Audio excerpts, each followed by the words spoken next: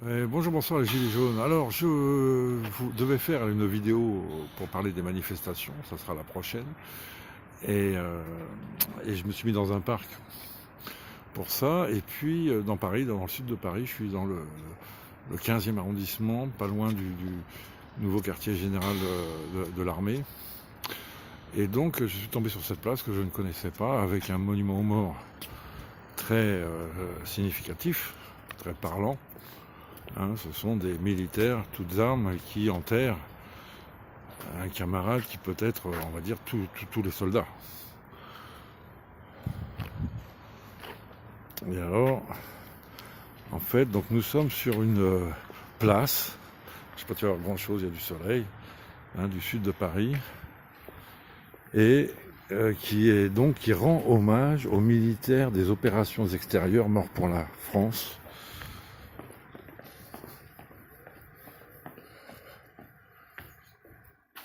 Voilà. Et là, donc, il y a tout un mur qui va faire le tour là, d'une sorte de triangle, hein, sur lequel donc il y a le monument, avec le nom des militaires. Alors je vais faire un tour pour rendre hommage, hein, on est bien, à tous ces soldats, ces jeunes soldats. Donc là, bon, bah, tu vois, Afrique centrale, Centrafrique, donc c'est tous les soldats morts en opération extérieure.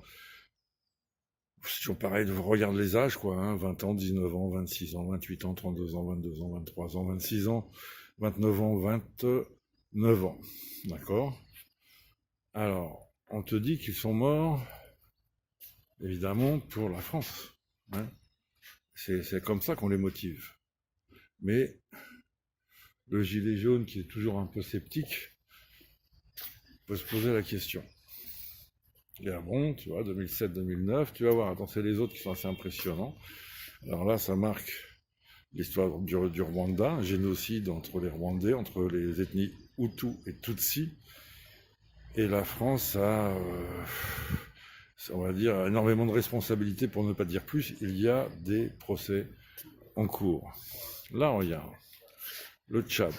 Est-ce que tu étais au courant que tu étais en guerre au Tchad et que tu as autant de militaires français morts au Tchad?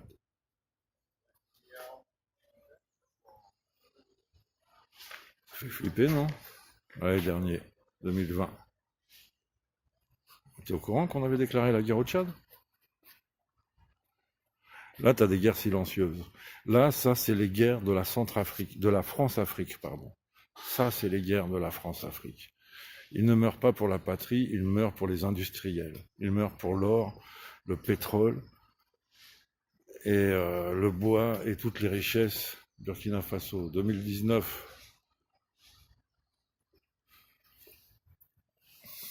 Côte d'Ivoire, c'est nos alliés.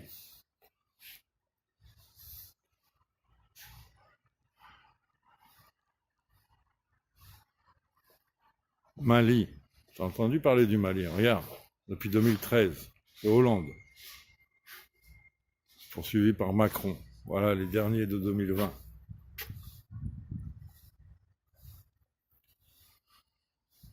Ils sont morts pour la patrie, le Mali nous attaquait, ou ils sont morts pour l'or du Mali? C'est un des plus grands producteurs d'or au monde, le Mali. Nous, on n'a quasiment pas de mine d'or, on a plus de 2800 tonnes de réserves d'or. Au Mali, je crois qu'ils ont 800 mines.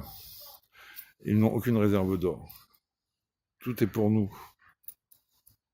C'est un des pays les plus pauvres du monde, le Mali. Alors, c'est un des royaumes les plus riches au Moyen-Âge. Le Mali a été un des royaumes les plus riches au Moyen-Âge. Je me souviens plus comment il s'appelait, le roi du Mali, mais dans le genre au XIIIe siècle, a fait un pèlerinage à la Mecque, c'était un musulman, et il a fait chuter le cours de l'or en Égypte en arrivant, tellement il a dépensé d'or. Au Caire. Tu fais une recherche. Empire Mali, pèlerinage la Mecque, or. Tu vas avoir l'or du Mali. Alors là, bien sûr, l'Afghanistan, 11 septembre 2001, World Trade Center, la réaction. l'Amérique attaque l'Afghanistan et les Français y suivent.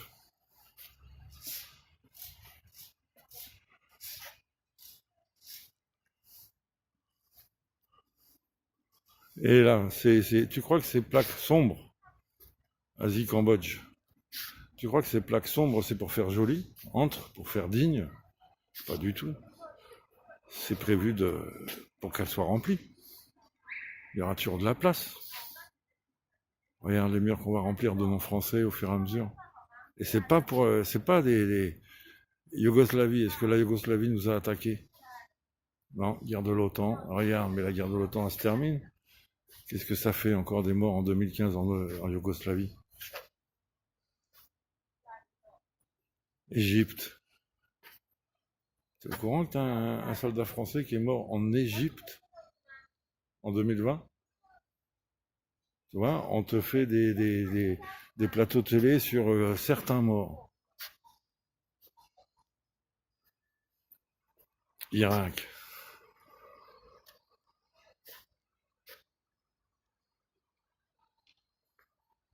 Liban. Regarde le Liban. Comme le Mali.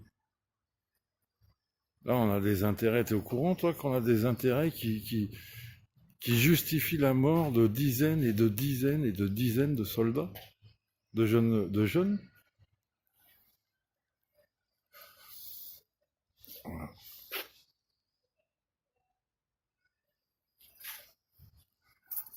Moi, je suis désolé, mais je connais un petit peu les dossiers de la guerre. Aujourd'hui, tout le monde sait que les États-Unis, la France, l'Angleterre arment l'Arabie Saoudite, le Qatar, les Émirats Arabes Unis, qui arment et encadrent Daesh, l'État islamique. Pareil pour Boko Haram en Afrique. Et après, quoi? Nos jeunes, ils meurent pour ça? Quand tu fais un hold-up, quand tu fais un braquage, si tu te fais gauler, on va aussi juger celui qui aura fourni les armes. Tu comprends? C'est normal. Si tu fais un assassinat, qui a fourni l'arme? Et ben là, voilà, nos jeunes, ils meurent parce qu'il y a les vendeurs d'armes français. On est une des plus grosses puissances à vendre des armes. On vend des dizaines de milliards d'armes aux Saoudiens. Chaque fois, on s'en félicite. Et après, on nous fait communier autour de la mort de nos soldats, morts comme les derniers au Mali, par une mine. Au Mali, un explosif. Tu sais même pas si l'explosif, il est pas français, quoi. Et les Africains, tous ceux qui souffrent de Boko Haram, ils le savent très bien. Qu'il y a une bonne partie des armements qui sont des armements français qui viennent de l'Arabie Saoudite. Oh, il y a un dossier sur la guerre, les amis. Donc voilà. C'est à mon avis, une prise de conscience politique que doivent prendre alors les Français en particulier, l'humanité en général, mais les Français en particulier, quoi. Morts à la guerre. C'est de la merde. Ça fait tuer des jeunes, quoi, qui ont plein de courage, qui ont plein de générosité, et qui se transforment ils nous les transforment en tueurs, et après, ils se font tuer, quoi. Regarde, ils ont prévu de remplir toutes ces ardoises, là. C'est prévu, c'est pas pour faire joli, ces ardoises.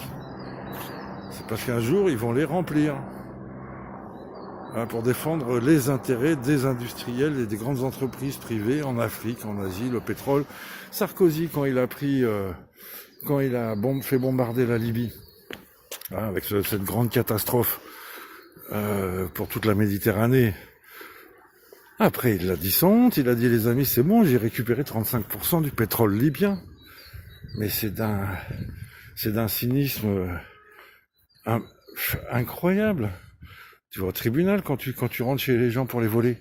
Ça se fait pas. Et quand tu tues les gens, quand tu détruis un pays pour voler du pétrole. Et après, nous, on a les jeunes qui meurent.